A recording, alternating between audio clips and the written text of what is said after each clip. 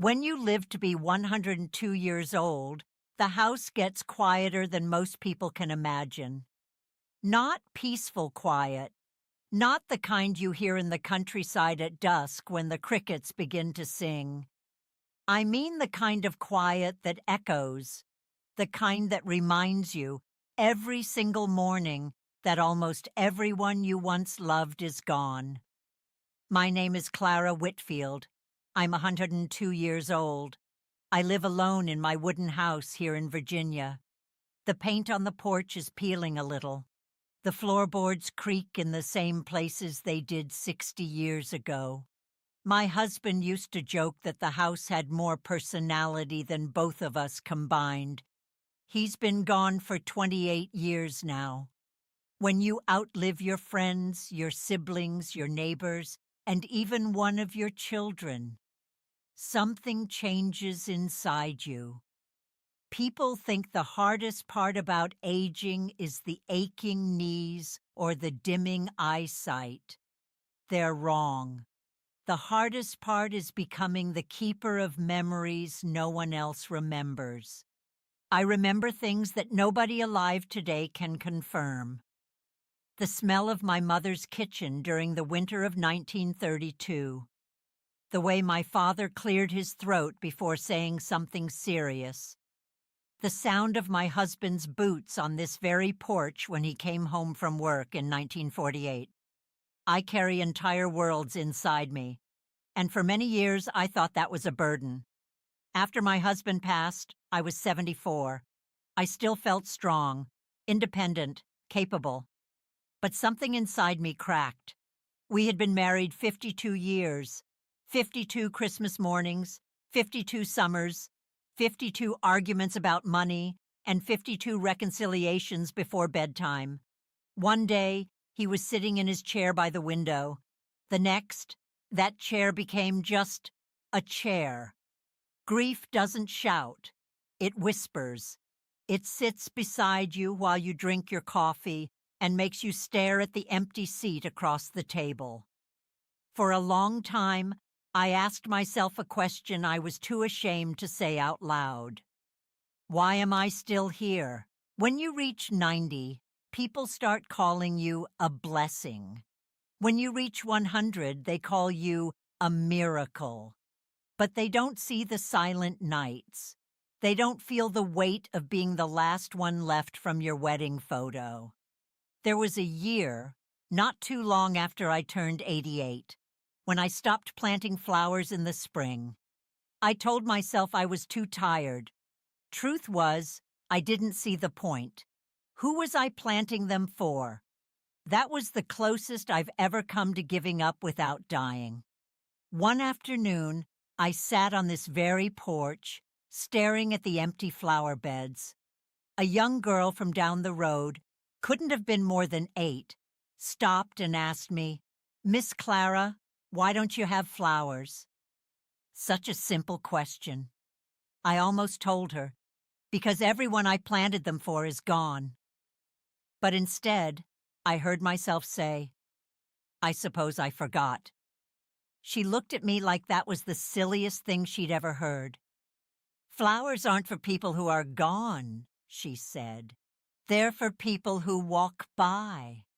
That little girl changed something in me that day.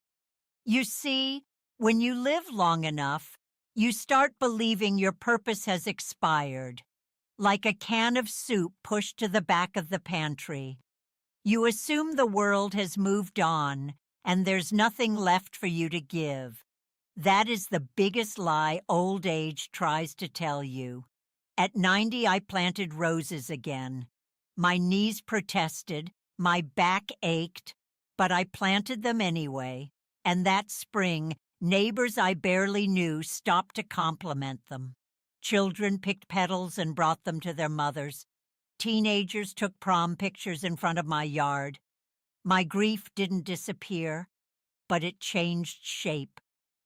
I realized something powerful. Surviving is not the same as living. For years after my husband died, I was surviving. Eating, sleeping, breathing, paying bills, watching television, waiting. Waiting for what? I don't even know.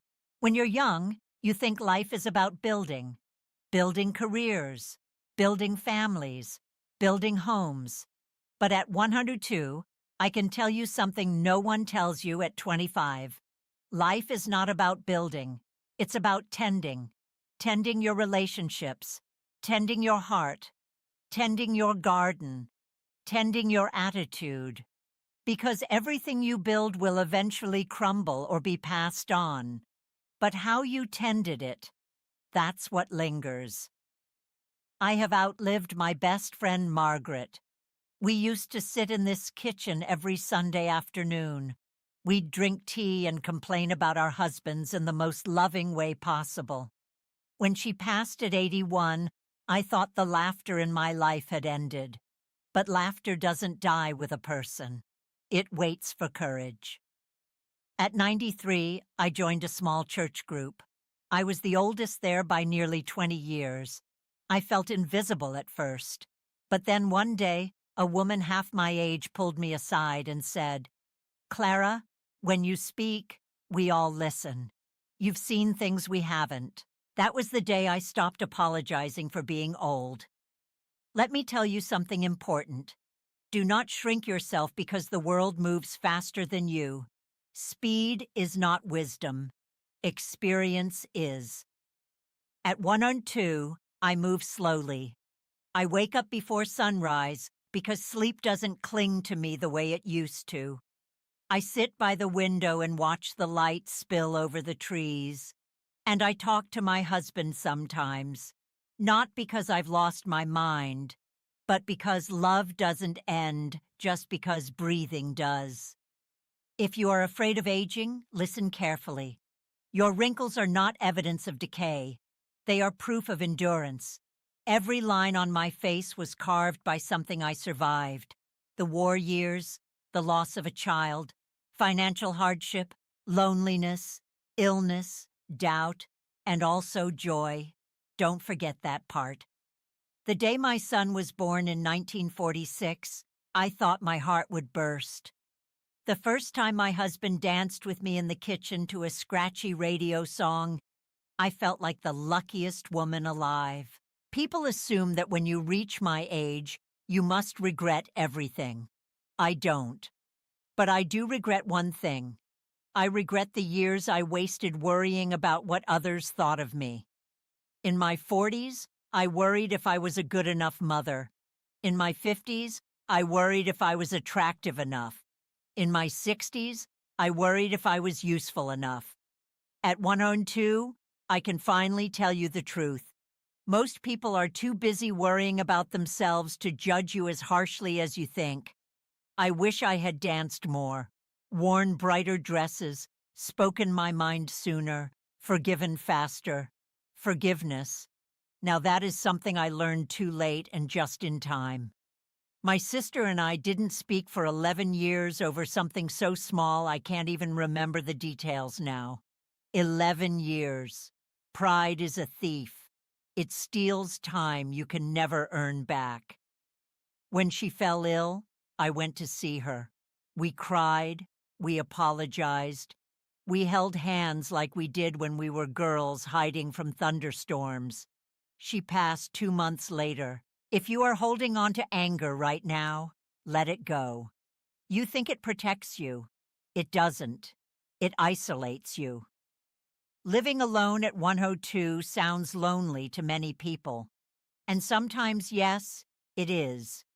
The nights can stretch long. The wind against the wooden siding can sound like a whisper from the past. But solitude is different from loneliness.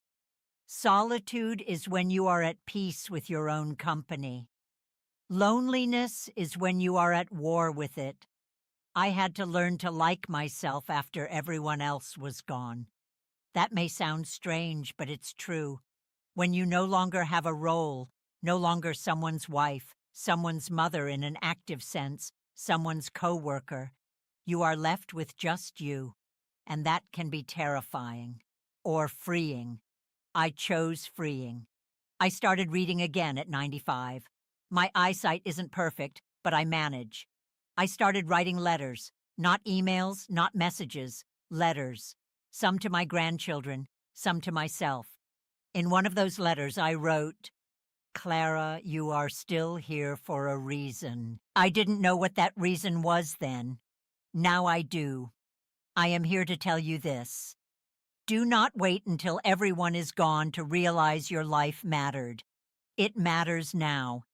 Not because of your productivity, not because of your income, not because of how many people follow you or praise you. It matters because you are breathing. There will come a day, and I say this gently, when you will look around and notice how much has changed. Friends will drift, some will pass, your body will shift. The mirror will surprise you. Do not panic when that day comes. Aging is not a punishment. It is a privilege denied to many. Every morning I wake up at 102. I whisper, "Thank you." Not because everything is perfect, but because I am still given time. Time to watch the birds gather on my fence. Time to water my roses. Time to sit on this porch and feel the Virginia air on my skin. Time to remember. And if you ever find yourself afraid of being the last one left, remember this. Being the last one left means you carry the torch. You carry the stories. You carry the lessons. You carry the proof that survival is possible. I used to think outliving everyone was a curse. Now I see it differently. It is a responsibility to love the people still here, to speak kindly, to forgive quickly, to plant the flowers anyway, even if you think no one is watching, because someone is. Maybe it's an 8-year-old girl walking past your porch. Maybe it's your future self, begging you not to give up too soon.